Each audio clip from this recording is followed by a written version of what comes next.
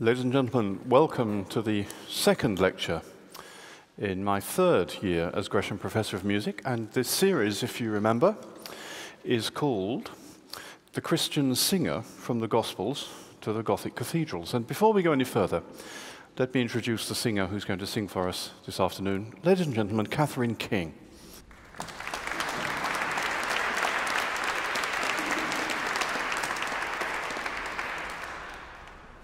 Well, I begin by taking you down the stairs into one of the Roman catacombs.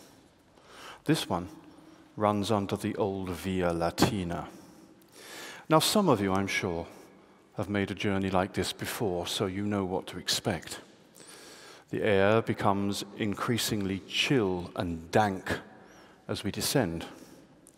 The earth under our feet is hard and flat, trodden by centuries of pilgrims and, of course, robbers and thieves. The corpses have long since been removed from those very narrow niche on the walls, so they're empty. A thin cable feeds a few electric bulbs. The light they give is, of course, very feeble, but it's enough to save us from the terrors experienced by St. Jerome in the 4th century when he was still a boy and went down into one of the catacombs. Here and there, he recalls, a little light is sufficient to give relief, but the very silence fills your soul with dread. Well, we're making our way into part of this particular catacomb that remained undiscovered until 1911. Suddenly, we find ourselves before the painting that you can see on the first page of your handout. It commemorates a young man named Trebius Justus, and he appears at the summit of the picture seated between his parents. And they're holding a cloth displaying items of plate, perhaps their offerings to a local church. The very lowest stage of the painting emphasizes the family's prosperity again by showing Trebius inspecting baskets of produce from the estate brought by various slaves, as you can see. In the middle range of the picture, he appears with a codex. That is a book constructed, of course, from sheets of papyrus, normally, or papyrus, bearing text. And other materials for reading and writing appear around him, floating in the air, so to speak. A book appears to his right, its page is open. There's a large rectangular chest for books, 2 pen cases, and a round basket for scrolls. Well, today, my subject is the rise of a Christian ministry of singing. Now, by that, I mean the formal appointment of one or more people to sing in services of worship within at least the greater churches, which often means the cathedrals, by virtue of their fitness for that task and the common desire of all to have it done correctly and well.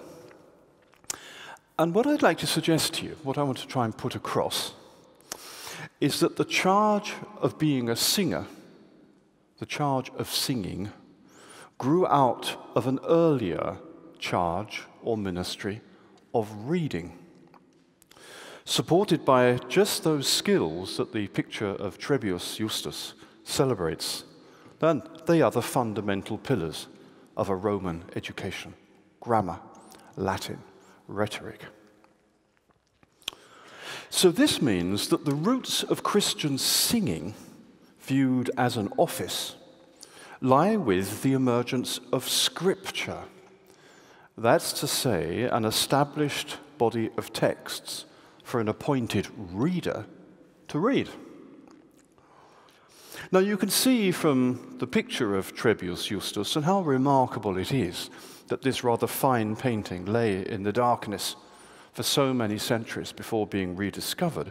You can see from that picture that rich Christians in Rome were not expected to abandon their wealth, their lands, and their traditions for a life of voluntary poverty. Many did, but they weren't expected to. But you can also see from that picture what the ability to read and write meant to those same wealthy people. Their studies in grammar and rhetoric, on which many a career, of course, in public office was based in the Roman world, their ability with those literate skills were as important as their precious tableware, their slaves, or their fertile estates. So we begin with Scripture, the New Testament, and the question of how that canon of texts emerged. As you can imagine, the question has attracted a very great deal of interest and attention for generations. And so has the related matter of whether any written record was made of the sayings of Christ during his own lifetime, which would presumably have been in his native language of Aramaic, which can now be glimpsed behind the Gospels or even reconstructed. Attempts have been made, of course, to reconstruct a kind of pre-gospel set of sayings of Christ. It seems to me that the core date to fix in our minds as we investigate this ultimately fascinating, I think, but complex topic, the core date is 200 AD, the verge of the 3rd century. By that time, the sayings of Christ had been circulating in a tradition that was still in some respects fluid for the best part of 200 years. Not, of course, generally in Christ's native tongue of Aramaic, but in Greek. They were continuously repeated and refashioned in the sermons delivered by the president of the worship assembly, or as we would now say, the priest. The tradition was made and remade in the community's presence. Everything one heard was believed to derive, by the faithful anyway, in a sequence of face-to-face exchanges from the voices of the apostolic generation and ultimately from the voice of Jesus of Nazareth himself. At first, there was no need, really, for a text. And I can imagine that many of the first Christians would have agreed with the early author who said, in a slightly different context, I did not imagine things out of books would help me as much as the utterance of a living and abiding voice. Anyway, before we go any further, let's hear another kind of living and abiding voice. I've asked Catherine to sing a large part of the psalm, Deus venerunt, you don't have the text on the handout, by the way, Deus venerunt gentes. O God, the holy temple is defiled, the heathen has laid Jerusalem on heaps. And the psalm will provide, as a psalm provided in my first lecture in this series, a necessary reminder of the simplest and perhaps the most ancient form of psalmody, recitation on the single pitch with the occasional inflection. Deus venerunt gentes in hereditatem tuam, holuerunt templum sanctum tuum, posuerunt Jerusalem in pomorum custodia, posuerunt moticina sevorum tuorum escas volatilibus celi, carne sanctorum tuorum bestis terri, effuderunt sanguinem eorum tanquam aquam in circuitu Jerusalem, et non erat qui sepeliret.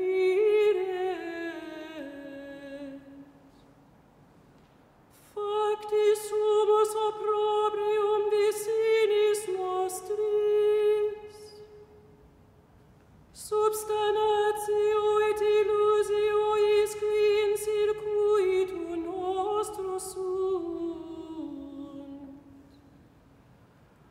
Usque co Domine ira se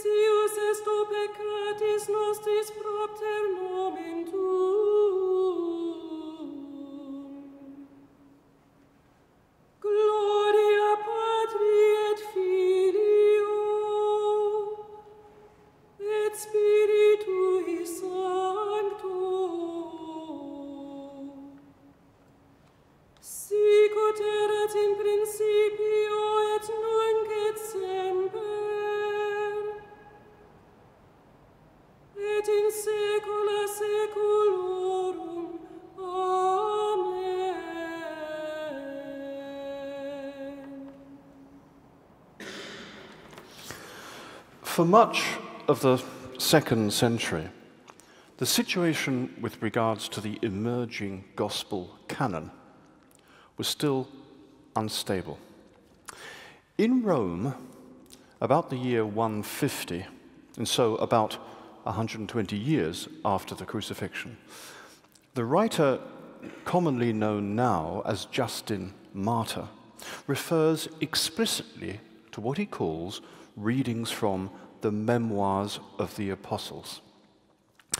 But those memoirs can't simply be equated with the gospel canon we know and left at that. Justin cites, for example, at least one episode, the appearance of fire in the Jordan during the baptism of Christ, which is definitely non-canonical. He derived it from one of the so-called apocryphal Gospels, of which, as you know, there are many, which was not received into the New Testament. Justin also used a book known as the Acts of Pilate, and you won't find that in your New Testament either. What's more, the Gospels didn't yet exist for Justin as stable texts. They just didn't. If you look at the citations he makes from what we would call the fourfold gospel canon, Matthew, Mark, Luke, and John, you find that he often combines passages that are now in different gospels, and he often expands them with clarifications. And what's more revealing still is that when he quotes the Psalms, for which of course he has the standard Greek translation, the Septuagint, he quotes exactly. But when you look at what he does with what we know as the Gospels, 10 of his citations are exact, 25 are slightly varied, and 32 are appreciably different. So it seems that he turned to a written text when consulting the Psalter, the Psalms, but consulted a much more fluid and still, to some extent, oral tradition for citing what he calls the memoirs of the apostles, a gospel canon that was still in the process, if you like, of congealing, on settling. But by about 200 AD, the date I asked you to fix in your minds, it does become possible to discern the nucleus of a New Testament canon, and papyrus fragments begin to reveal that the fourfold gospel we know was coming to be recognized as a project for scribes to undertake. They would sit down and copy all four as a set. And I think it really can't be a coincidence that the earliest known reference to an order of readers, called lectores in Latin, appears just after 200. And therefore, at the end of the half-century, when a gospel canon first comes into view as a systematic undertaking for copyists, the emergence of appointed readers arose with the consolidation of a fixed gospel canon text for them to read. That would be the first stepping stone, I think, that I would like to lay down. And of course, the churches were getting themselves organized in all kinds of other ways at this time.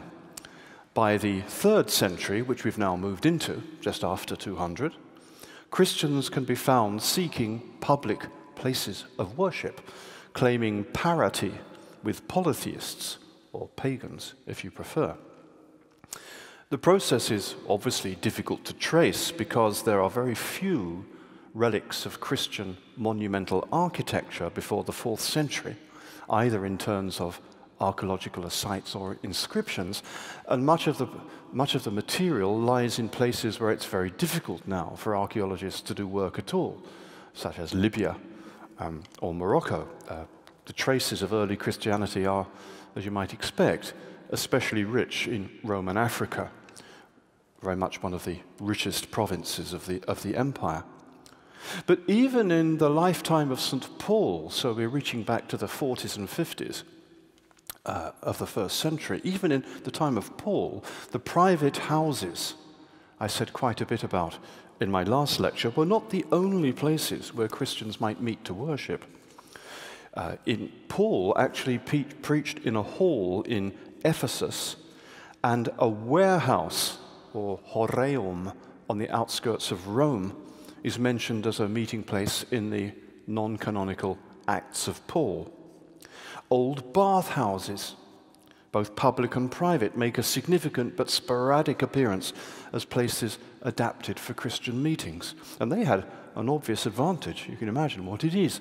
If they're still working, they're plumbed in, so you can create a baptistry and have the ceremony of baptism there. At least one ancient church in Rome began, as archaeologists have discovered, as an insertion into the large bathhouse of a private residence. Another very ancient Roman church bears the revealing name St. Cyriac in Thermes, St. Cyriac in the baths. And I think it's no accident that Justin Martyr, whom I spoke about a moment ago, lodged in Rome above a bathhouse. Now, by the middle of the 3rd century, so we're advancing gradually, the readers, we've still heard nothing about singers, you'll notice, the readers had a ritual space allotted to them in the Church of Carthage. Carthage will figured prominently in my first lecture and will sporadically appear again today. It is one of the great churches of the late Roman world, and in some ways is a core place for the Latin church, rather like Rome. It is a major center. One can easily forget the importance of Roman Africa. I've known a number of historians of early Christianity who have made this same point. It is easy to forget the importance of that Mediterranean littoral of Africa in the Roman world. So much of what I have to say today will take us to Africa, to Tunisia, in fact. In 2 of his letters, Bishop Cyprian of Carthage twice mentions the reader's platform, or dais, akin to the raised platform for magistrates, orators, or judges. There, says Cyprian, the reader is easily seen by the brethren. In another letter, Cyprian compares the reader to a light, which will be placed high on a candelabrum, readily seen by all, and illuminating the room.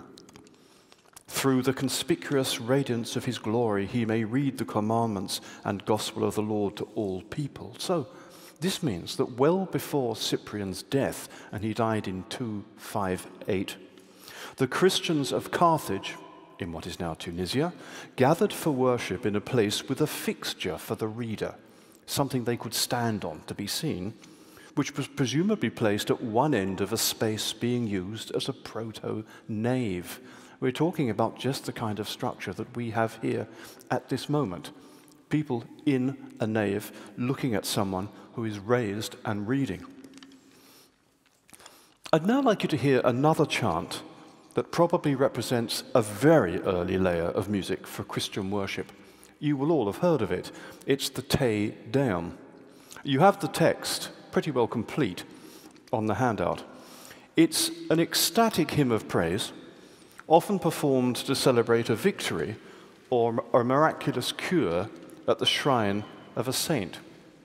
The music is essentially a monotone recitation with formulae to rise onto the recitation tone and leave it.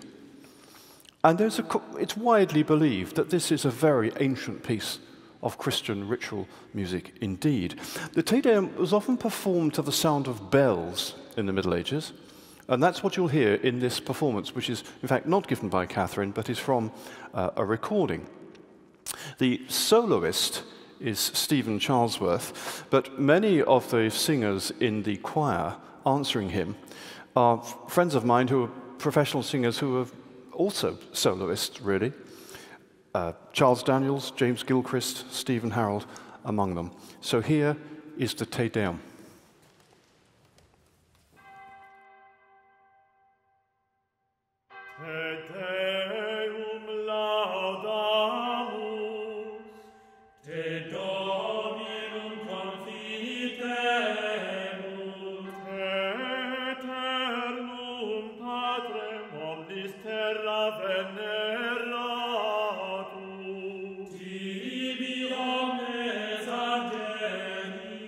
Tibi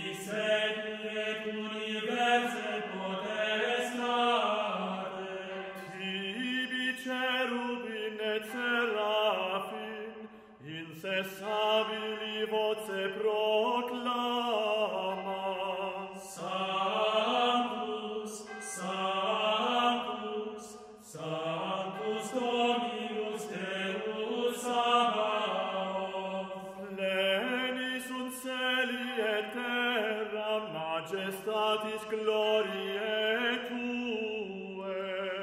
Te gloriosus apostolorum chorus, te prophetarum laudabilis numerus, te martyrum candidatus laudat exercitibus, te per orbem terrarum sancta confitetur ecclesia. Patrem immense majestatis, venerandum tum verum et unicum Filium, sanctum quoque paraclitum Spiritum, tur ex gloriae Christe, tu Patris sempitermus es Filius, tu ad liberandum suscepturus hominem, non voluisti virginis uterum, tu de victum mortis aculeo, aperuisti credentibus regna celorum, tu ad dexteram Dei servus in gloria Patris, judex crederis esse venturus, te ergo quesumus tuis fabulis subveni, quos preciosos sanguine redebisti, eterna fac, cum sanctis tuis gloria numeraris,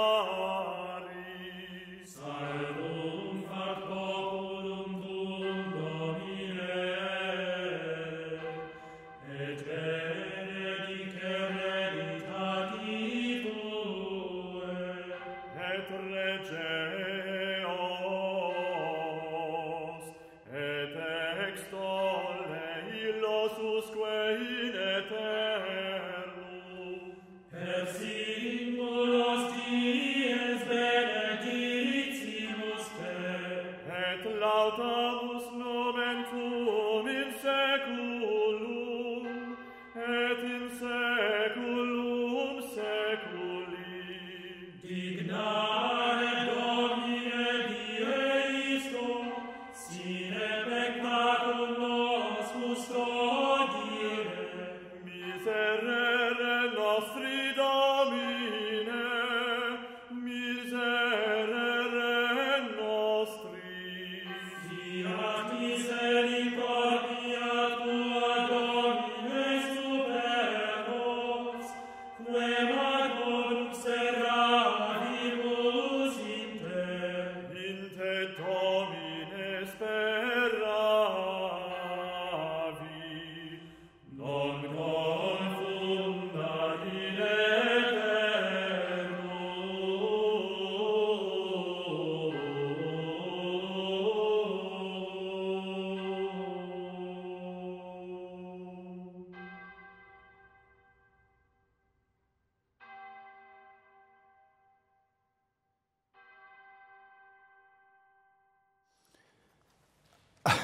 As you can perhaps imagine, it's very difficult to record a chant with a bell going, because you know how recordings are made.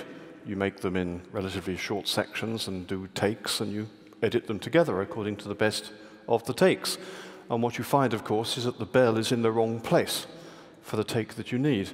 So I have to tell you that in that recording, the bell was sounding 45 years before the singers, because the bell comes from a sound recording from the archive, and the singers were recorded in the 1990s. And great fun we had doing it, too, I can tell you. Well, the letters that I quoted earlier, this is from Cyprian of Carthage, reveal that two of the readers in that great city, Aurelius and Celerinus, were young men. Aurelius is described as an adolescens and new in years as yet, in annis adhuc novellis. Celerinus was also appointed while a young man. You can imagine that one of the principal sources that I'm using here, endlessly fascinating it seems to me, are of course epitaphs, fragments of the graves of people who died in the 3rd, 4th, 5th centuries AD, some of which survive, many of which were copied by early medieval visitors to Rome and survive that way. It's a kind of detritus of stone and text scattered over the lands of the Roman Empire. When we begin to find the epitaphs of readers in Roman churches, as we do from the 3rd century onwards, we learn that many of them were still in boyhood or in early adolescence when they died. Epitaphs from Italy, Spain, Gaul, and Africa confirmed that many acquired the title of reader while still adolescents. In fact, the average age of the Roman readers who died before the age of 25, as revealed by inscriptions, is just 15. One was only 5. And you might therefore suppose him to be too young to have begun his studies even with a grammarian, to have begun his basic schooling with a pedagogue, especially if he'd been set to learn the passage more or less by heart beforehand.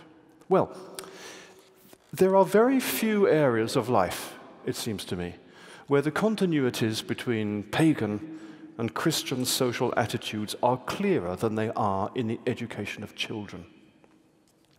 Both Christian and pagan epitaphs reveal the fondness with which parents would praise the intellectual accomplishments of their offspring who died too young. As you know, there's been a great debate about what sense of childhood did people have before the modern period. What awareness did people have that these little creatures were not just adults waiting to happen, but formed a particular state, if you like, of imagination and intelligence requiring a particular response. Anyway, these epitaphs very often commemorate, I quote, a conspicuously educated young man. They honor a boy who was, and I quote, remarkably clever and able in his studies. Or they commemorate a youth who was outstanding in learning and wise beyond his years. Your handout shows the sarcophagus of M. Cornelius Statius from about 150 AD. You can see it at the bottom after the Te Deum. You have that there. What you can see is that on the left, Cornelius is being fed, breastfed, while the father looks on, holding in his left hand a scroll to suggest the intellectual contribution he will later make to his son's development. The father is then shown again holding his son, followed by a representation of the boy, now much older, driving a small chariot pulled by a goat. And in the last scene, the boy declaims his lesson before his seated father. Perhaps it's a passage from Virgil or from Cicero. And I like to think that the image with which we started, of the Christian Trebius Justus surrounded by text and pens, is a Christian equivalent. Why was the task of declaiming the most exalted documents of the faith, the Holy Scriptures, entrusted to boys, or at best to young men, holding in fact one of the lowest clerical positions? To be a reader is only a little bit above to be a gravedigger or a doorkeeper. Well, there's one very simple, obvious answer, and I'm sure you thought of it before I asked the question. Clergy began their careers at the lowest rung of the hierarchy and then ascended as high as their abilities or their patronage could take them. And this was eventually what happened throughout the Christian West. There was a hierarchy. You began at the bottom and you worked your way up through promotion. And there were obvious advantages to ensuring that the lowest grade of clergy, let's say a reader, would impose exacting duties of scriptural reading and study upon new entrants to the clerical life. There was no better way to train receptive minds, still of an age to be schooled, than with the weekly task of working through a biblical passage with a teacher, looking to the sense, marking it up, thinking about the grammar, all in preparation for giving a reading. But I don't think that's the whole story. Surely it was also the sound of youthful voices that mattered to the Christian communities. The rulings of early Christian councils sometimes insist that a reader should continue to the age of puberty, but no further, at which time they should either marry or be induced to live in perpetual continence. A recent historian of childhood in early Christianity, a very fascinating subject which has been attracted a lot of attention recently, I think may be right to suggest that, and I quote her, the extreme youth of certain readers suggests that it was the child's voice rather than any reading skills that was valued in this context. The same might be said for another proposal that, and I quote, in the early church, the holy innocence which we nowadays ascribe to choir boys rested on boys who were reading God's word aloud to their audience. So it was perhaps considered especially appropriate, strange though it may seem now, to have the Gospels voiced by a candid and even artless voice that was not darkened, or in the most strict sense of the word, deepened, by the beginnings of a sexual identity with the onset of puberty. Indeed, a Christian commitment perhaps allowed many parents to hear the voices of their male children as they read aloud in a new way. They ceased to hear those boyish voices as a promise of what might be won, parents hoped, in later life of public office, for which rhetorical skills were essential. Instead, they began to hear those same voices as an expressive testimony to what was already possessed and might, parents feared, be all too readily lost, as simplicity and sexual innocence. We sometimes actually find this inscribed on the tombs of readers. In the year 384, a reader named Leopardus died aged 14 and was commemorated for his wondrous innocence. In Gaul, a reader named Tigridius, year of death unknown, was remembered as a chaste boy. Another named Severus was an innocent reader. In 6th century Africa, a reader was called Castellinus, the little chaste one, who died at the age of just 6. Did these readers also sing? I think they must often have done so. You see, the use of the term lector, meaning a reader, but to mean as reader, singer, or indeed just a singer, proves remarkably durable in some of the Western churches. Take 4th century Milan, a great church in an imperial capital.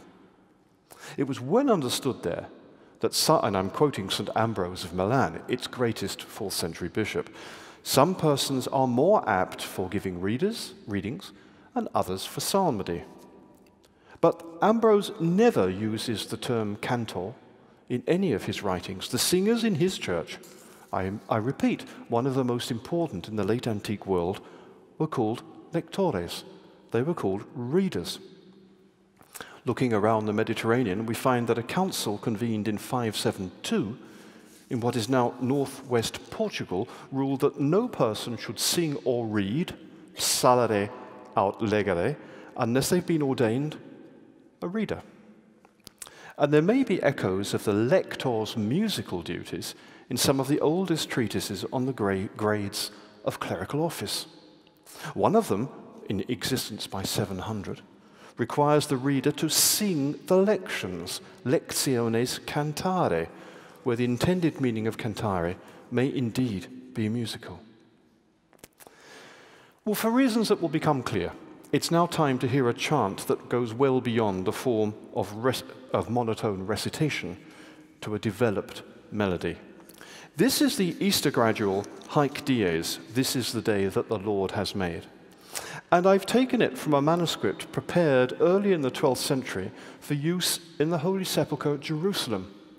So what you're hearing is the version of the chant copied in a Crusader manuscript. Obviously, when Jerusalem fell, against the expectation of everybody, in the year 1099, in the First Crusade, it became necessary to create a structure of Latin churches in what we call the Holy Land.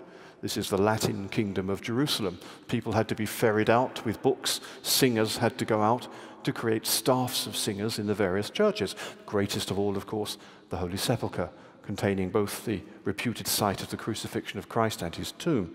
So this is the gradual for Easter Day as it appears in a manuscript prepared for the Latin kingdom, the Crusader kingdom of Jerusalem, early in the 12th century.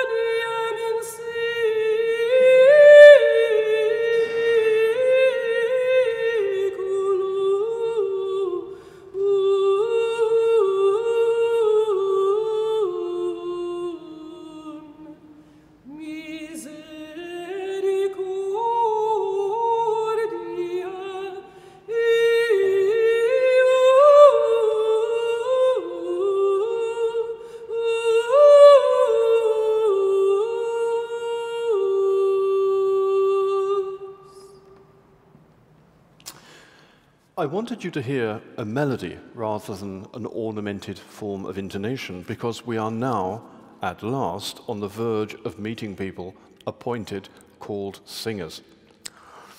At some time in the 4th century, we don't know exactly when, the bishops of various sees in Western Asia Minor, covering much of what, of course, is now Turkey, gathered for a synod in Laodicea, the metropolitan church in their province. Now today, the site retains very little to suggest that it was ever a great place. Nothing to remind one of the colonnades that were once there and the basilicas. But nonetheless, it was a great synod. And in this synod, the bishops rule for the first time how singers are to behave. And there are 6 chapters that they issued touching upon singers, whom they give the Greek title, because the proceedings are in Greek, psaltes. Let's review very briefly the 5 things they say about singers. Number 1, only regularly appointed singers capable of reading from parchment should be allowed to ascend the pulpitum and sing in churches. Number 2, psalms should not be performed one after another, but always interspersed with a reading. Number 3, singers and readers must not wear the orarion, a form of stole, when they read or sing. Number 4, this is very familiar to anyone who's ever seen a medieval set of instructions about singers. Clerics with a ministry of the altar, presbyters and deacons must not attend taverns, nor must the other orders of subdeacon, reader, singer, exorcist, and doorkeeper. 5, there should be no delivery of non-canonical or homemade psalms, but only of canonical books. Well, Those chapters are very succinct in the original. They don't say much more than I've just told you. But they do suggest how the bishops regarded their singers, how the singers regarded themselves, and how they were to be recruited from now on from literate men who passed through some form of induction. For the first time in Christian history, the Laodicea chapters sound the note that becomes so familiar as the centuries pass. Singers often lack both discipline, learning, and intelligence, and are constantly to be kept under surveillance. My apologies to Catherine, who is, of course, a professional singer.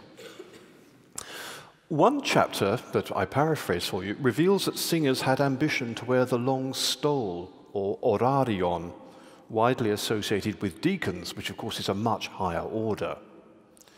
This desire for the vesture of a higher order may owe something to rivalry between Christian singers and the colleges of pagan hymnodists. After all, paganism is not dead. They have their singers too, some of them organized in quite prestigious colleges. And what's more, there's a great concern in the 4th century, at the very last glimmerings, you might say, of the Western Roman Empire.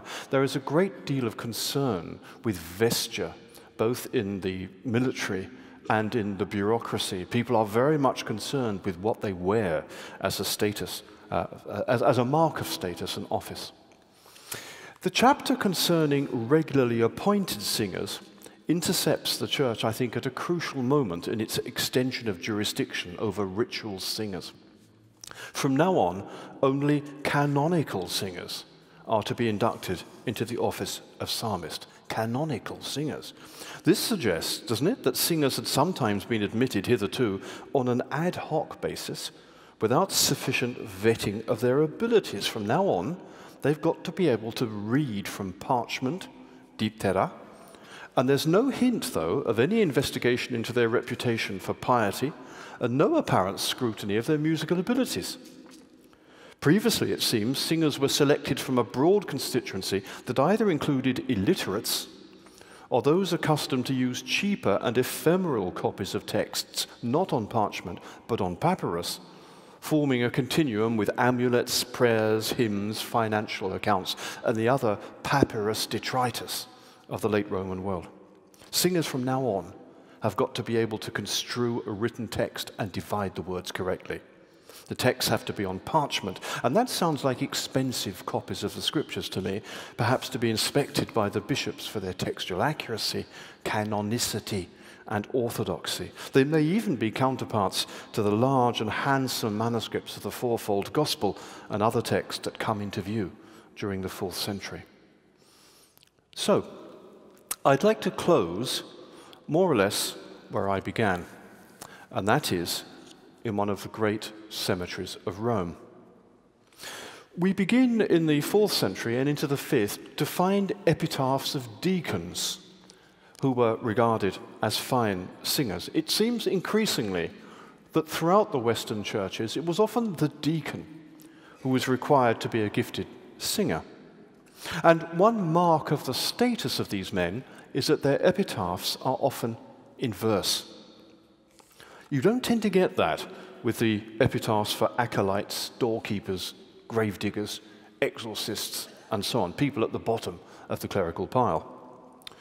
One is the epitaph in verse of a Roman deacon named Redemptus, who was interred in the 4th or 5th century. So finally, we've reached a named person who was the singer, and we even have a sketch of the original inscription, or rather fragments of it, which you have on your handout. The text calls upon the Christian community of Rome, who must be wondering why Redemptus has vanished from their midst, and it's because the kingdom of heaven has suddenly snatched him away. And you can see the text is set out very elaborately in hexameters. I mean, this is verse, this is the meter of Virgil, stringe dolor lacrimas queris pleb sancta redemptum, and so on. This is a verse epitaph in the meter, and indeed, of course, in the language of Virgil. Grief, hold back tears. People of Holy Church, do you seek Redemptus, the deacon? The kingdom of heaven has suddenly snatched him away. he put forth sweet honey with nectared singing, celebrating the ancient prophet, King David, with serene music.